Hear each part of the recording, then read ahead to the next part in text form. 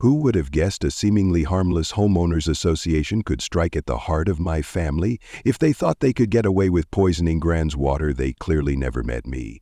My solution?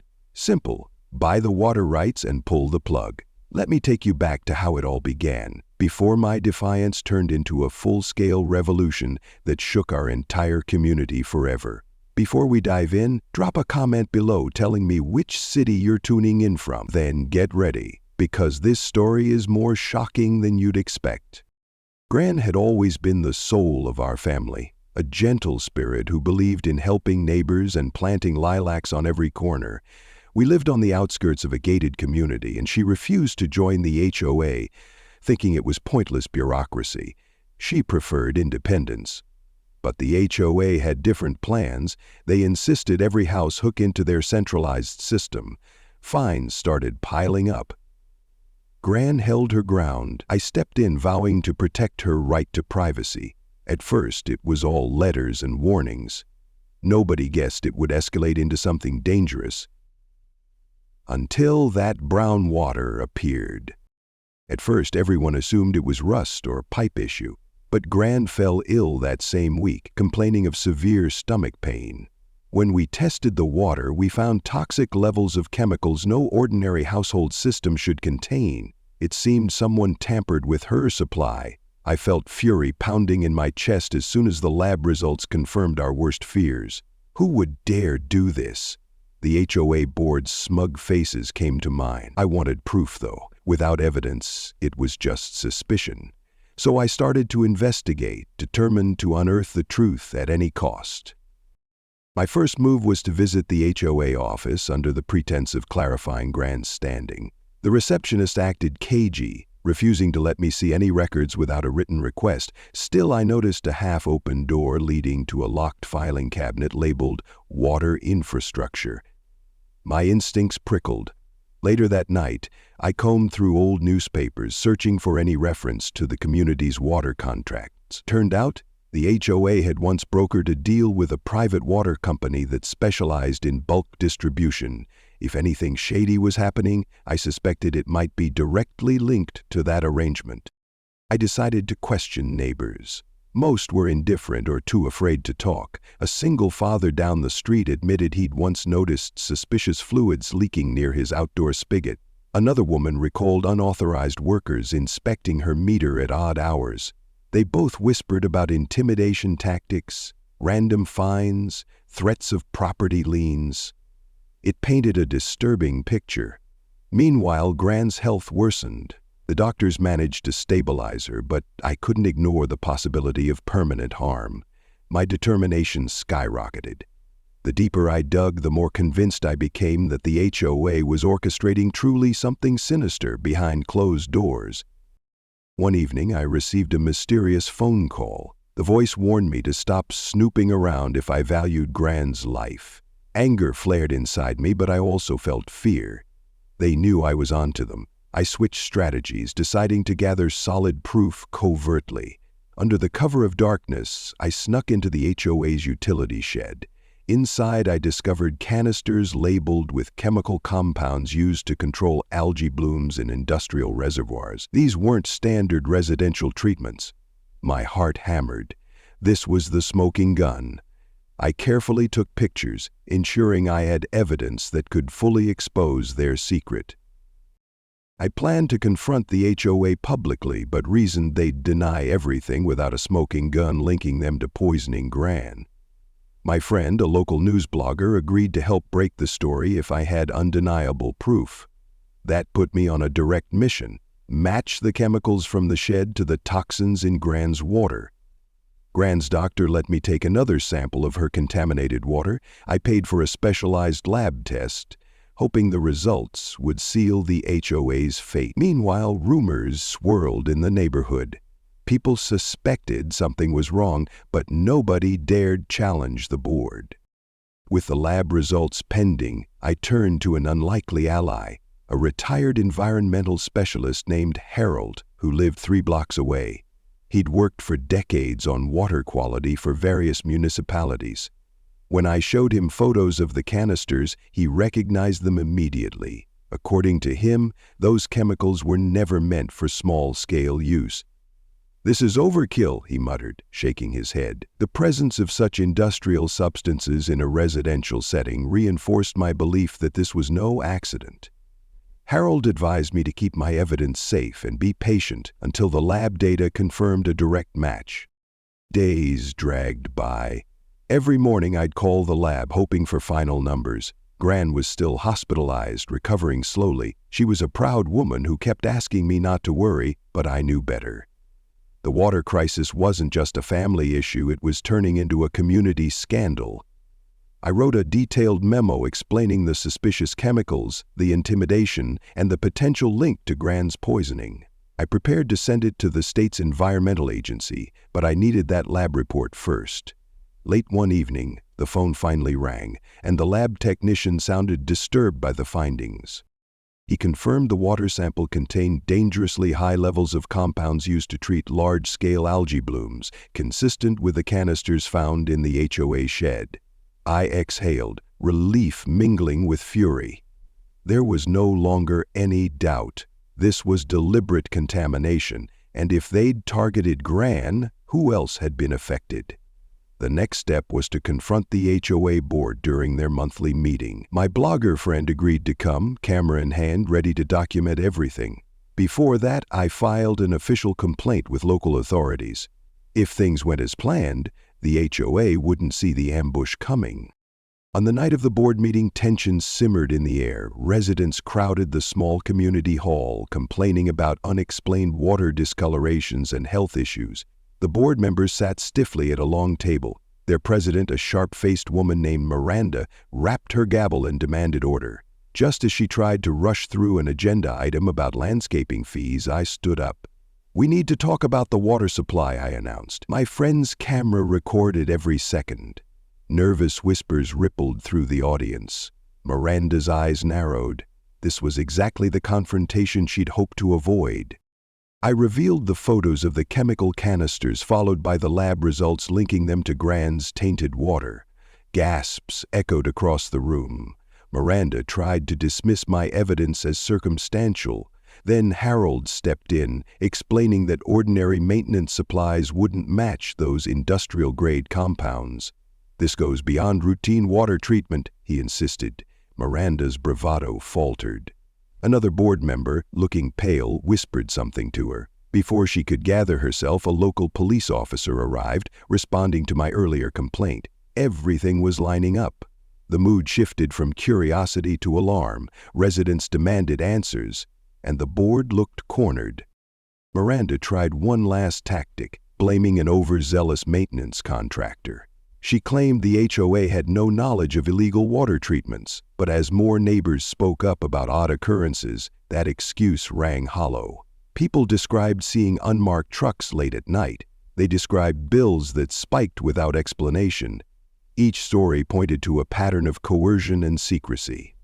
I locked eyes with Miranda, whose face had turned ashen. Deep down, I suspected she was the ringleader. Under pressure, she abruptly ended the meeting, declaring, "We'll investigate."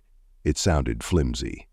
The crowd erupted in anger, demanding immediate accountability. As I left the hall, Miranda stormed over, practically hissing, "You've made a grave mistake." I kept my composure, telling her the real mistake was endangering innocent families. Her brazen attitude confirmed my suspicions. She wasn't just a scapegoat, she was orchestrating the entire thing. The local officer took my statement, and I handed over the lab findings and photographs. I also forwarded everything to the environmental agency. That night I barely slept, waves of adrenaline coursed through me. Gran remained in the hospital, and I worried about possible retaliation, but I had no intention of backing down. The following morning, I woke to an alert on my phone. My friend's blog post had gone viral. Headlines screamed, "Hoshi accused of poisoning elderly woman's water." Comments flooded in from outraged readers, and a local TV station requested an interview. Public pressure mounted quickly. Miranda and her cohorts couldn't hide behind closed doors anymore. Curious reporters camped outside the gated neighborhood. Some residents panicked, fearful of being implicated. Others were furious. The sense of unity that once held this suburban enclave together began unraveling. I arranged for extra security at Gran's house, anxious about possible sabotage or further threats. Within days, the environmental agency dispatched investigators. They inspected the HOA's storage shed and took water samples from multiple homes. More chemicals were discovered, some labeled differently but containing similar toxic ingredients. Meanwhile, an anonymous tipster emailed me additional documents, receipts for bulk chemical orders signed by M. Dawson, which I recognized as Miranda's signature. Those receipts detailed shipments large enough to treat a commercial reservoir. It was like swatting a hornet's nest. Each revelation exposed deeper layers of deceit. As the story blew up, the HOA board tried frantically to control the narrative, but they were losing fast. My grandmother, still recovering, urged me to be careful. She didn't want me to become the next victim of the board's wrath, yet her eyes shone with pride every time I updated her. "You're doing what's right," she said weakly. Determined to build an airtight case, I compiled every bit of data: water tests, suspicious reports from neighbors, the threatening phone call, and the newly obtained receipts. Armed with this evidence, I reached out to an attorney I knew from my college days. Not a superhero lawyer swooping in to fix everything, but a sharp mind who validated my approach. He confirmed that we had grounds for a major civil lawsuit against the HOA, possibly even criminal charges for those involved. Of course, we'd need to wait on the environmental agency's official findings. Still, his legal opinion strengthened my resolve. Public sentiment was shifting, too. Community members began forming a coalition to demand accountability and safer water. Some volunteered to help pay Gran's medical bills. We petitioned for an emergency injunction, forcing the HOA to halt any further chemical treatments. As more evidence surfaced, the question wasn't if the board would crumble, but how spectacularly it would fall. While the legal gears turned, I recalled a conversation I'd once had with Gran about old water rights laws. She'd joked that if she ever won the lottery, she'd buy every drop of water in the county to ensure no one went thirsty. That offhand comment returned to me with surprising force. I wondered, could I leverage the broader system to wrest control away from these corrupt individuals? I started researching water rights in our state, discovering that the HOA purchased theirs from a private entity. If that entity was willing to sell, maybe I could outmaneuver Miranda on her own turf. The idea was outrageous, maybe impossible, but I had a healthy inheritance from my parents, plus some real estate investments that had done well. Buying water rights was a hefty financial gamble, yet the thought of cutting off the HOA at the source was too tempting to ignore. After all, the HOA had used its central supply system as leverage to threaten Gran and others. What if I became the gatekeeper? Smiling at the audacity of it, I started making calls. It took several attempts, but eventually I reached the private water company's representative.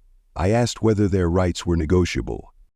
At first, the representative laughed. He doubted an individual would have the means or reason to purchase such a large volume. But after I explained the scandal unfolding in our neighborhood, he grew quiet. "Let me talk to our board," he said. Days later, he called back, sounding more serious. Their company had faced bad press in the past, and associating with a toxic HOA wasn't good for business. He hinted that if I offered a fair price, they might be open to discussions. My heart pounded. I was stepping into uncharted territory, but I sensed a unique opportunity. At the same time, I had to remain cautious. If word leaked that I aimed to buy the water rights, Miranda might sabotage the deal or manipulate public sentiment. So I operated discreetly, confiding only in my college friend, the attorney, and Harold. They both thought it was a bold, borderline crazy plan. Yet it could deliver swift justice. If the HOA lost its water source, it would lose its power to harass residents. I spent sleepless nights crunching numbers, liquidating some of my assets, and preparing an offer. The private water company agreed to a meeting. The stakes soared higher. The meeting took place in a nondescript office building downtown. I arrived in a suit, feeling entirely out of my comfort zone. 3 executives greeted me, each scanning me with guarded curiosity. I presented my proposal, explaining my commitment to safe, sustainable water management. I was transparent about the ongoing scandal, highlighting how a fresh start could benefit their brand. After several tense hours, we reached a tentative agreement, contingent on final contracts and approval from their board of directors. As I shook hands, a jolt of adrenaline coursed through me. I was one step closer to toppling Miranda's empire. Now I had to finalize the deal before Miranda discovered my plan. Meanwhile, the environmental agency publicly released preliminary findings. The HOA's water treatment was dangerously mismanaged, with unauthorized industrial chemicals found in multiple homes. Local news stations broadcast shocking footage from the investigation. The outcry was deafening. Under pressure, the HOA board tried to shuffle blame onto contractors, but the contract receipts bearing Miranda's signature spoke volume. She refused to resign, clinging to her position. Lawsuits began piling up from outraged residents, including a class action suit alleging negligence and intentional harm. The entire community stood at a tipping point. One evening, as I reviewed documents for the water rights transaction, a frantic knock rattled my door. It was the single father from down the street, trembling with fear. He'd found a threatening note taped to his car windshield, warning him to drop any legal action. Someone was still using intimidation tactics. My stomach tightened.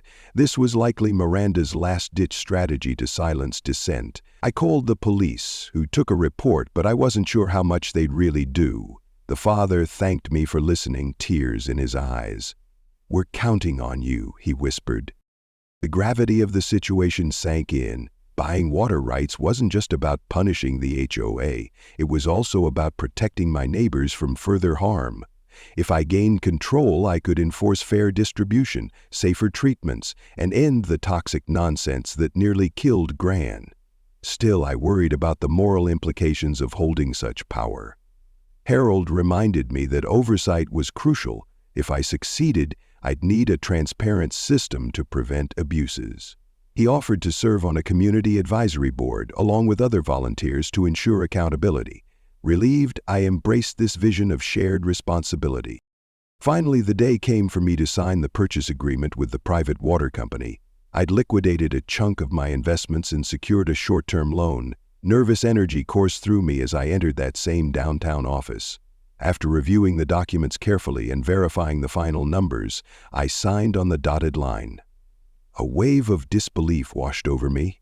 I now owned the rights to the water that supplied our entire region, including the HOA's domain. The executives handed me official paperwork, and I left with an odd mixture of excitement and apprehension swirling in my mind.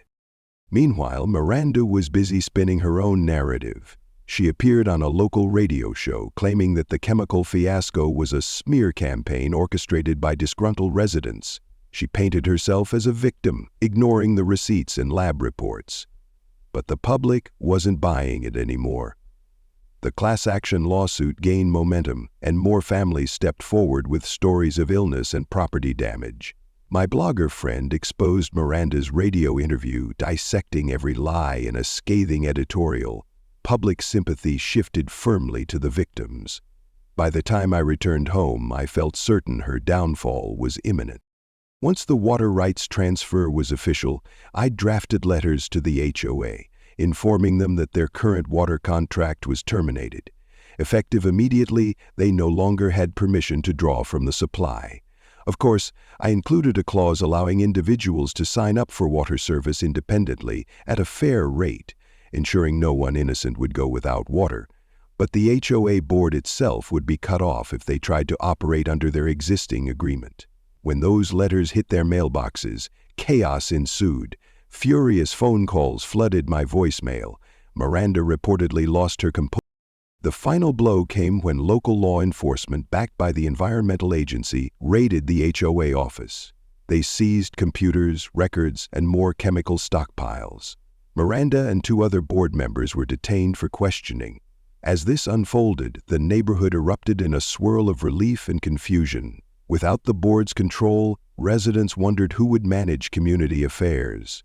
A temporary steering committee formed to handle immediate issues. Meanwhile, I arranged for safe, non-toxic water distribution to every household that wanted to disconnect from the HOA. I made it clear I wasn't seeking to profit, just to provide a lifeline. My phone rang off the hook with reporters demanding an interview. My attorney cautioned me to tread lightly. Ongoing investigations meant I had to avoid statements that could complicate any criminal case. Still, I gave measured comments, emphasizing that my primary goal was protecting people's health and freedoms. The public lauded my move as a daring stand against corruption. Gran, though still weak, grinned from her hospital bed when I explained I'd effectively bought out the very system that tried to harm her. Her gratitude and pride made the enormous financial risk feel justified. Slowly, the pieces fell into place. Though Miranda was arrested, the prosecutors needed time to build a solid case. Evidence linking her directly to intentional poisoning was substantial, especially with those incriminating receipts.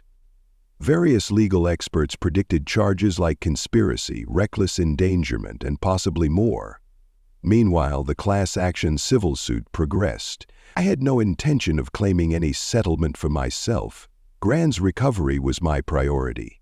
However, seeing the board held accountable was vital. As more details emerged, it became clear that Miranda's obsession with control had led her down a terrifying path. In a surprising twist, one of the detained board members agreed to testify against Miranda, providing internal memos that documented her push for aggressive water management. The memos revealed her frustration with families refusing to conform to HOA guidelines. She believed harsh measures would force compliance, though it was never spelled out as poisoning. Maurice claimed Miranda manipulated staff into believing they were just using stronger treatments while ensuring nobody asked too many questions. His confession painted a dark picture of intimidation and secrecy. The district attorney welcomed Maurice's cooperation, though his own negligence wasn't easily forgiven by the public. Gran's condition improved enough for her to return home. We installed new water filters sourced from my newly acquired distribution channel. I stayed with her for a few days, ensuring she felt safe. In the evenings, we'd talk about the fiasco, marveling at how one person's hunger for power nearly destroyed our entire community. She told me she missed her garden, especially her lilacs. So I arranged for fresh seedlings. The sight of her gently patting soil around those plants soothed my heart. For the first time in weeks, I sensed hope blossoming where fear and anger once reigned. That weekend, a local reporter persuaded me to do an on-camera interview outside Gran's house. Standing among her lilacs, I recounted the entire journey. The poisoned water, the sneaky infiltration of the HOA shed, the lab results, and finally, my bold purchase of the water rights. The reporter asked if I worried about having so much power over the water supply. I explained my plan for community oversight and transparent billing. Water is life, I said. Nobody should be able to wield it like a weapon. Gran, perched in a chair nearby, nodded, her eyes shining with approval. On Monday morning, the district attorney held a press conference. Miranda now faced multiple felony charges, including conspiracy to commit bodily harm. The judge denied her bail, citing risk of further intimidation. Meanwhile, the environmental agency announced a full audit of all HOAs in the county. It looked like the ripple effects of our scandal would spark broader reforms. My friend, the blogger, posted a triumphant article titled, "When One Resident Stood Against the Mighty HOA and Won," which garnered thousands of shares. The story had captured the public's imagination, stirring debate about unchecked authority and the importance of local activism. Amid the chaos, I tried to keep life from spiraling out of control. I still had my regular job responsibilities, though I worked reduced hours. The water company I'd purchased required thorough oversight. I hired a small team of ethical professionals to manage daily operations. Harold volunteered to conduct periodic audits, ensuring the new distribution methods complied with environmental standards. Each night, I'd collapse into bed, exhausted but oddly fulfilled. People were calling me a hero, but I felt more like an accidental crusader. Had anyone told me a year ago that I'd own regional water rights, I'd have laughed. Community sentiment shifted from fear to cautious optimism. With the corrupt HOA board disbanded, Residents formed an interim council to handle basic services, trash pickup, street repairs, and neighborhood watch. Some wondered whether they needed an HOA at all. Others suggested reforms that would prevent any single individual from holding unchecked power again. Meanwhile, I had to address a serious question. How long did I plan to hold on to these water rights? My attorney advised forming a public utility cooperative, selling shares to residents so they'd collectively own the water supply. But that required government approval and considerable administrative work. I decided to hold a town hall meeting to gather feedback. Over 100 people showed up, including local officials. The energy was electric, a far cry from the anxious hush that used to dominate. I explained my vision, a transparent, community-led water authority that guaranteed safe, affordable water. Harold presented basic guidelines for testing protocols and distribution. Neighbors asked tough questions, worried about monthly fees and potential mismanagement. I assured them my goal wasn't profit, but sustainability. By the end of the meeting, applause broke out. People seemed ready to trust again, albeit with eyes wide open. The next few weeks were a flurry of negotiations, planning sessions, and drafting proposals. I hired a lawyer specializing in utility law to help form the new entity. Meanwhile, the class action suit gained traction and more victims joined. Miranda's legal defense stumbled as her co-conspirators flipped. Evidence surfaced of internal emails that revealed she'd threatened staff members into silence. Public outrage soared. A small faction of loyalists still supported her, claiming she'd been framed. However, they had no real proof, and public sentiment overwhelmingly condemned her actions. Step by step, the blueprint for a healthier, more ethical community took shape. One memorable day, Gran insisted on walking around the block, greeting neighbors who were also venturing out, newly confident about the future. She moved slowly, still regaining strength, but her spirits were high. Some people stopped to thank her, saying her resistance to HOA pressure sparked the entire movement. She smiled, deflecting praise, but I could tell it touched her. Seeing her upright and interacting with grateful faces warmed my soul. All this time, I'd been so focused on battles and paperwork, I'd nearly forgotten the simple power of a neighborly wave, a quick hug, and heartfelt thanks. Despite progress, a knot of anxiety tightened whenever I imagined the upcoming court hearings. As the primary complainant, I'd be testifying against Miranda in both the criminal and civil cases. My attorney coached me on what to expect. Sharp questioning from her lawyers, attempts to discredit me, even accusations that I manipulated the water crisis for personal gain.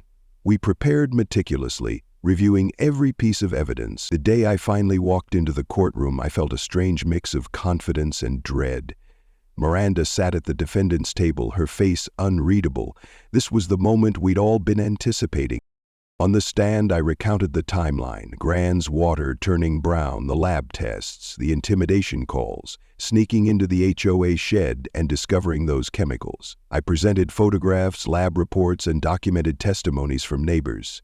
Miranda's defense tried to paint me as a vigilante with a vendetta. However, the piles of evidence told a clearer story. Systematic misuse of industrial chemicals, official documents with Miranda's signature, and a pattern of threats. When the prosecutor introduced the internal emails Miranda had sent, laced with hostility toward residents who wouldn't conform, a hush fell over the courtroom. Her guilt felt undeniable. Cross-examination was brutal. The defense grilled me about my purchase of the water rights, implying I orchestrated a crisis to justify that acquisition. Yet the prosecution countered with the timeline, showing the contamination existed before I even considered buying the rights. They also highlighted how I offered transparent service to the community, undermining any notion of profiteering. Witness after witness testified about strange interactions with HOA representatives. Some sobbed on the stand, describing fear for their children's health. By the end of the day, it was clear the case against Miranda was strong. I walked out feeling both drained and vindicated. The trial lasted 3 weeks. Each new detail painted Miranda as a leader who bent every rule to enforce her vision of a perfect community. She might not have personally poured chemicals into Gran's pipes, but she orchestrated the environment where that crime became possible, and even probable. The final verdict arrived with resounding clarity. Guilty on multiple counts, including conspiracy and reckless endangerment. A cheer erupted from the gallery when the judge announced she'd be remanded to custody pending sentencing. Tears streamed down my face as relief and justice fused into a powerful, cathartic moment. The nightmare was ending. In the civil suit, a hefty settlement was awarded to victims, with part of that sum earmarked for long-term medical expenses. The remainder funded community improvements, including better water infrastructure. I waived any personal claim, focusing instead on strengthening the new public utility cooperative. Miranda's assets were frozen, and she faced possible restitution. News outlets covered the story for weeks. Many viewers were shocked that a suburban HOA could commit such extreme abuses, but the case also served as a cautionary tale about unchecked authority. Within the neighborhood, a palpable sense of renewal replaced the fear that once dominated. With Miranda gone, the interim council held elections for a permanent leadership team. Not surprisingly, the community overwhelmingly voted for a model without a traditional HOA. Instead, they approved the newly formed Cooperative for Shared Needs, placing water management under direct democratic oversight. Harold was appointed as a senior environmental consultant, while other residents pitched in as volunteer committee members. The neighborhood newsletter praised this shift as a historic victory for civic engagement. Slowly, the battered community found its footing. Flowers blossomed again in front yards, children played outdoors without parents fretting about toxins, and neighbors finally breathed easy. My personal journey was equally transformative. Owning the water rights gave me new responsibilities, and I felt it was time to formalize the cooperative. Working with my attorney, I drafted legal documents, transferring the supply rights into a trust, overseen by an elected board. It took months of negotiations and legal reviews, but in the end, the arrangement guaranteed public control while safeguarding against future corruption. It also relieved me of the financial burden I'd shouldered. As the trust took shape, the residents celebrated, knowing their water would remain safe and free from the clutches of any authoritarian figure. Gran's recovery progressed remarkably well. She regained her appetite, joked about how hospital food had nearly finished her off, and returned to a normal life. Each morning she'd brew tea with water from our newly transparent supply, and each sip tasted like hard-won freedom. One afternoon she gathered the neighbors for a small party, complete with homemade cookies and fresh lemonade, testaments to the purified water we all now enjoyed. People wandered her garden, admiring the resilient lilacs. The mood was joyous, reminiscent of simpler times before the HOA's tyranny. This was the life Gran always believed in. Sometimes I revisited the darker moments, the fear in my chest when I realized someone had poisoned Gran, the threatening calls, the frantic search for proof. It felt surreal to look at the same houses and realize how close we came to disaster. Yet adversity forged stronger bonds among neighbors who'd once been strangers. We discovered that unity held more power than fear-mongering. Though the cost was high, we'd uprooted a corrupt system, and we did it not by waiting for some savior, but by seizing control ourselves. That realization filled me with both pride and humility. In a poetic twist, the unmarked trucks that once carried illicit chemicals now delivered building materials for the cooperative's new water treatment facility. We decided to invest in advanced filtration technology that used natural processes rather than harsh chemicals. Harold oversaw the installation, excited to incorporate eco-friendly solutions. The site featured open viewing windows so residents could see how their water was purified. Kids took field trips to learn about safe water management. Openness replaced secrecy, science replaced intimidation. Every time I passed the facility, I felt a surge of satisfaction. We built something beneficial from the ashes of scandal. Miranda eventually received her sentence, 10 years in state prison with possible parole after 7 if she demonstrated good behavior. Some neighbors felt the punishment was too lenient. Others found relief that she'd face real consequences. Her downfall stood as a stark reminder that cruelty often cloaks itself in bureaucratic forms. After the sentencing, I visited Gran's hospital wing to drop off thank you cards for the nurses who'd cared for her. Gran insisted on accompanying me, tottering down the hall with determination. She handed each nurse a homemade treat, repeating, "Thank you for saving my life." Many eyes brimmed with tears. Returning home, we noticed the vibrant energy humming through the neighborhood. Children ran up and down the sidewalks, and new families moved into houses previously under foreclosure.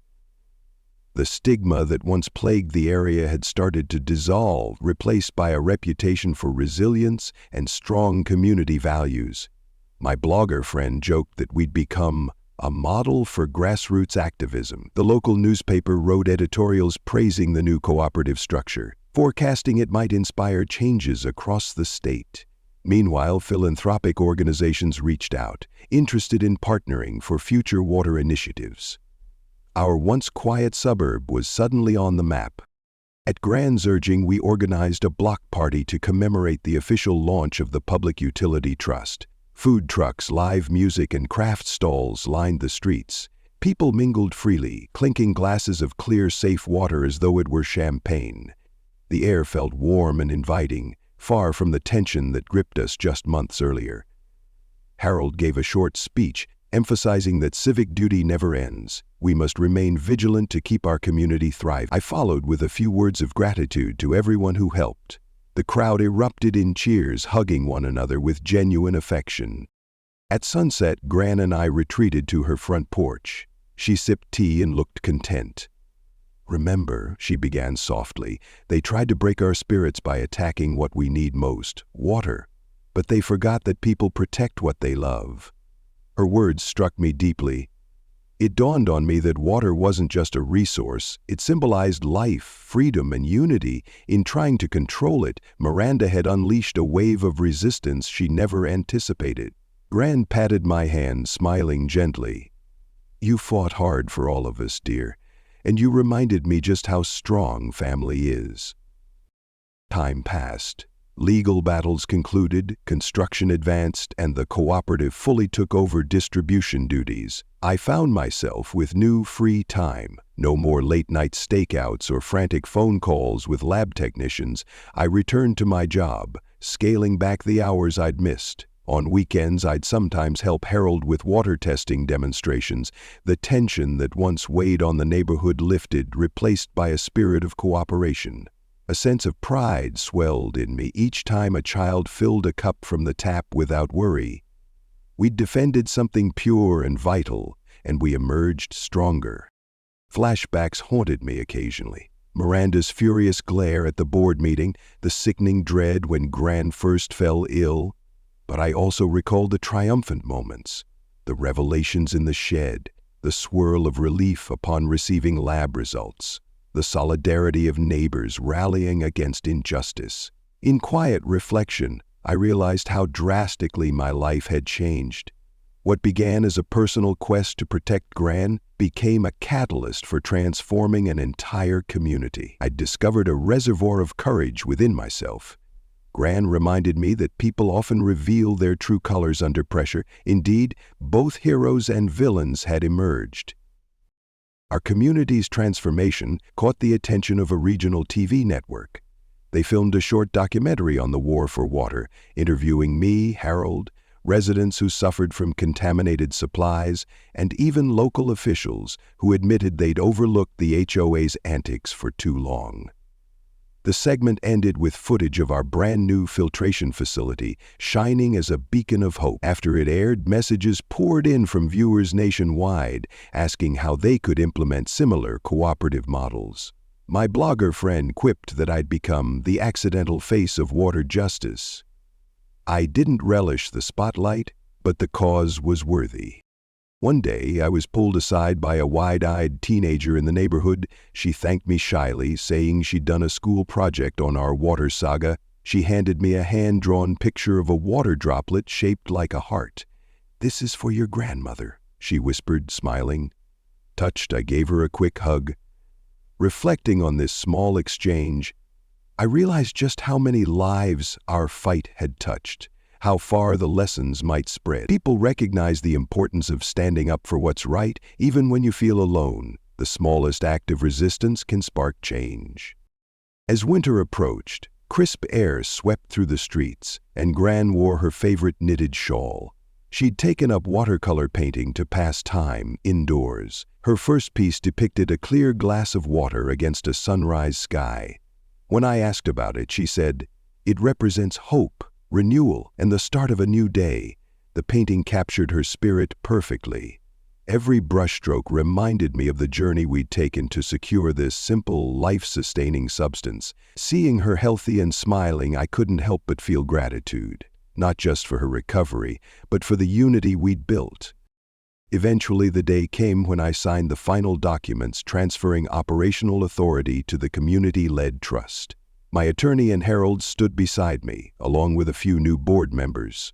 Flashes from reporters' cameras lit the small conference room. Applause filled the air as we formalized a system ensuring that no single person could ever again hijack our water. I felt a weight lift from my shoulder. This was the outcome I'd hoped for from the moment I realized Gran's life was in danger. Now the entire region's water was placed in transparent, collective stewardship. That evening, a quiet calm enveloped me.